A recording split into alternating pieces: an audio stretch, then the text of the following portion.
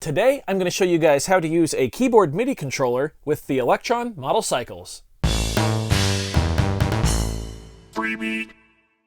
Hey, how's it going, everybody? Welcome to Freebeat, where I post new music-related content every single day, so if that sounds good to you, hit that subscribe button, ring that notification bell, let's get started. So, pretty simple video today, but recently I've been getting quite a few requests actually for this video. So here we go. Yeah, I'm going to show you how to use a MIDI keyboard with the Elektron Model cycles, and this will also work for the Elektron Model samples as well. I'm also going to give you guys the main reason that I use a MIDI keyboard with the model cycles. Basically, anytime I really sit down to work with the model cycles in any capacity. So here's what you're going to need. You're going to need an Elektron Model cycles or model samples, obviously.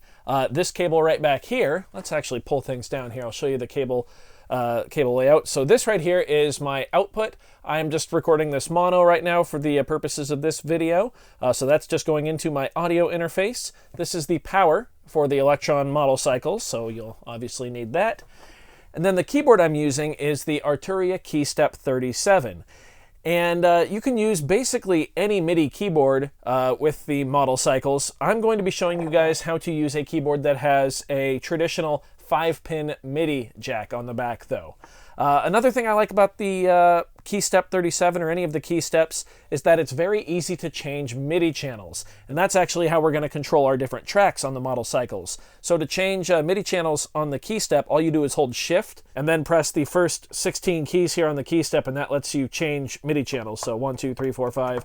It's just really easy to jump around between channels 1 through 6, which correspond to the 6 tracks on the Elektron devices. So you'll need your MIDI keyboard. You'll also need power for your MIDI keyboard. I'm just powering mine via USB into a wall adapter, so just normal wall power. You will need one of these. This is a 3.5 millimeter to 5-pin MIDI cable. Now these come with the model cycles and model samples. You do get 2 of them, and that's because the model cycles and samples do use this little mini jack here for MIDI rather than traditional 5-pin.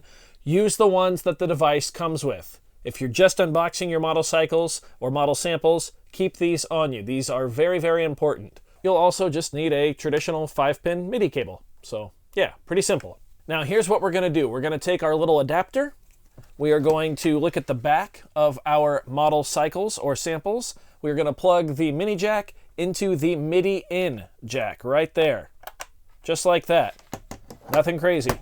Then we're going to take one end of our 5-pin MIDI cable and plug it into the other end of that little adapter. Just like that. Then we're simply going to take the other end of our MIDI cable and plug it into the MIDI out of our keyboard controller. Now, assuming that your model cycles is powered on and that you have a blank preset pulled up, if you go to channel 1 on your keyboard controller, you should be controlling track 1, which in the case of an initialized project is the kick.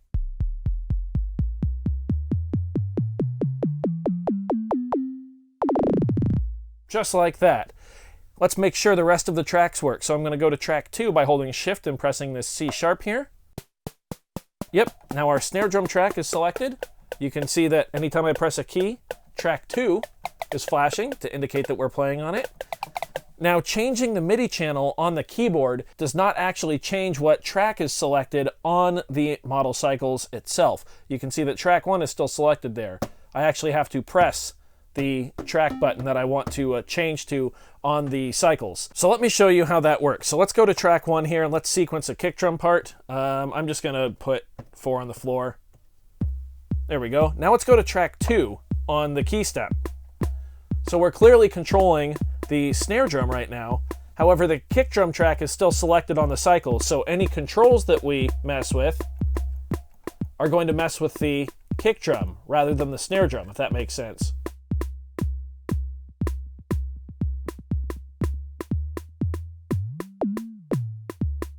So the snare drum is left untouched. We'd have to switch to the snare drum track either by pressing track 2 or holding track and doing it that way.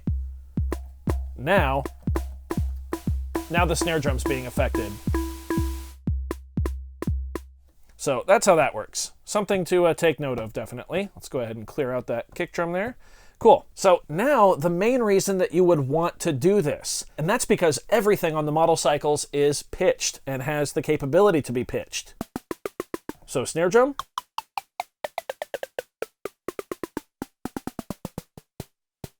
Of course, we heard the kick drum being pitched.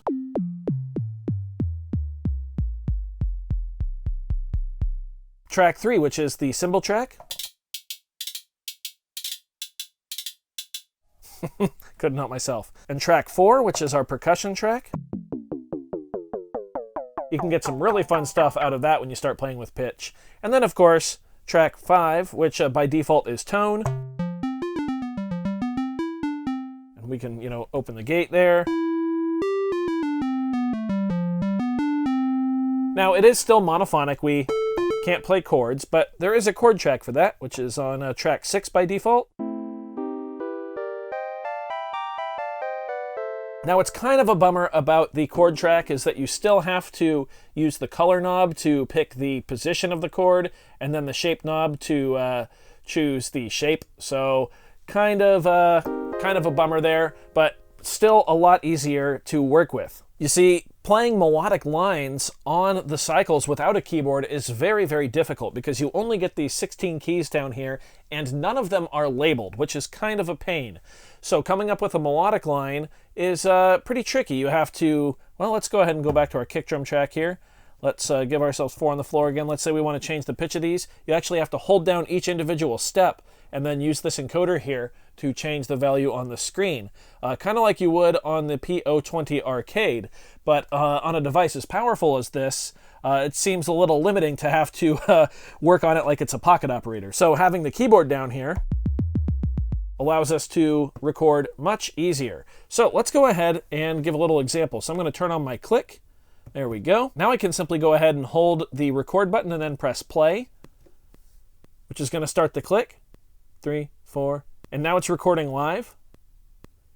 And I can just play my line. 2, 3, 4.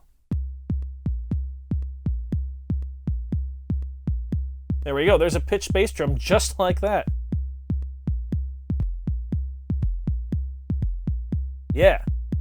Turn off record there.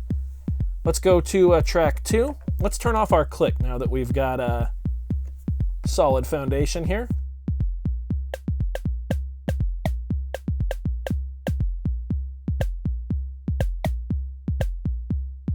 Yeah, I want to record that. 1, 2, 3, 4.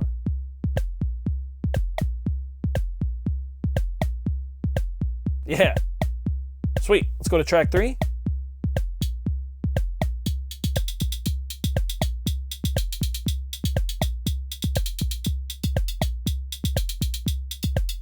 Something like that. 1, 2, 3, 4. Now all of our percussion is in tune, which is really, really cool. And let's go to track 4. And let's play something on the percussion track.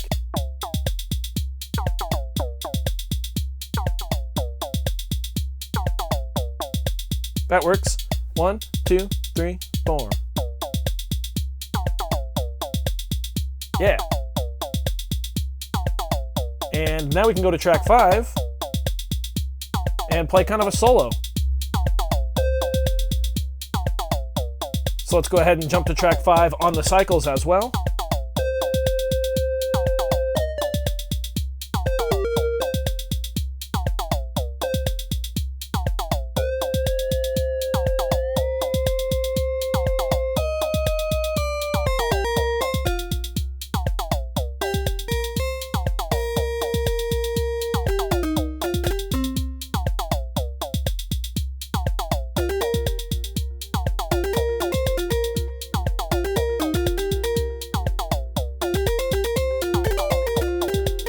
Not a keyboard at all. Not a keyboardist at all, I should say. You guys get the idea, though. Now, all of a sudden, we have a much different instrument.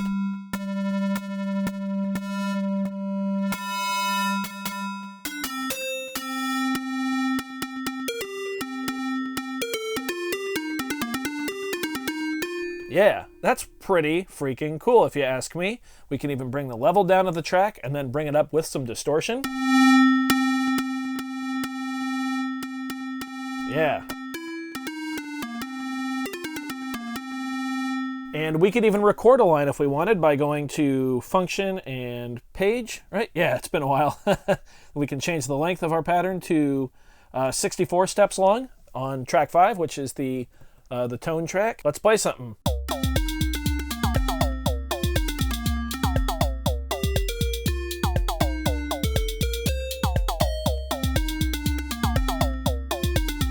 I think there's one sour note in there, that's okay. It works.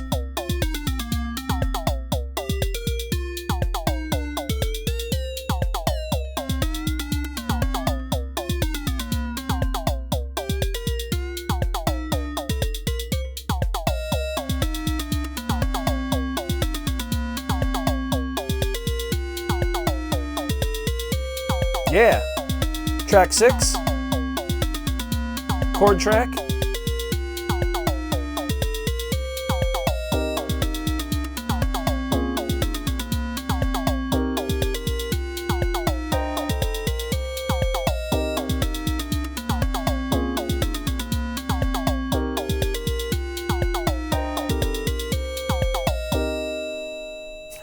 So not my best effort, but this was more just a demonstration of what you can do with a MIDI keyboard very, very easily with the Elektron Model cycles. And of course, this does work with the samples, which depending on what you've got loaded on your device can really bring your songs to the next level. So I hope you guys found this one useful. There are a ton of applications for the MIDI keyboard paired with an Elektron Model cycles or model samples. If you did enjoy this video, be sure to leave a like on it. If not, you can always leave a dislike. That's okay too. Doesn't hurt my feelings, just makes me try that much harder next time. Either way, be sure to hit that subscribe button, ring that notification bell. Thank you so very much for being here. I mean it. Thank you. We'll see you next time. Thanks for watching, guys. Bye.